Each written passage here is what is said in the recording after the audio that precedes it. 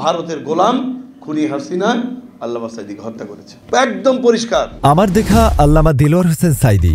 গতকাল শনিবার সকাল 10টায় জাতীয় প্রেস ক্লাব আব্দুল হামিদ মিলনায়তনে আমার দেখা সাঈদী গ্রন্থের প্রকাশনা উৎসব, আল্লামা সাঈদীর জীবন ও কর্মশীর্ষক আলোচনা সভা আল্লামা সাঈদীর স্মৃতিপ্রদক 2024 অনুষ্ঠিত হয়।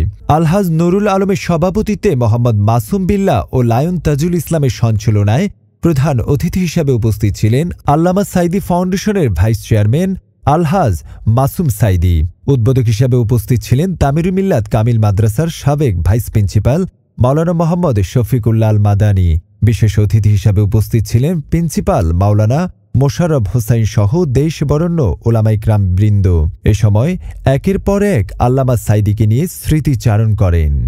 বাংলাদেশে ইসলাম বিরোধী কোনো কর্মকাণ্ড যখন পরিচালিত হতো, সংসদে পার্লামেন্টে কোরআন সুন্নাহ বিরোধী কোনো আইন যদি পাশের কোনো অপচেষ্টা চালানো হতো, তখন বাঘের মতো যে কণ্ঠটি গর্জে ওঠো, ওটা আল্লামা সাঈদীর কণ্ঠ। বাংলাদেশের যে কোনো মতের পথের আলেম ওলামাদেরকে যখন গ্রেপ্তার করা হয়েছে, নির্যাতন করা হয়েছে, তখন সবার আগে যে কণ্ঠটি গর্জে উঠতো, ওটাও আল্লামা সাঈদীর কণ্ঠ।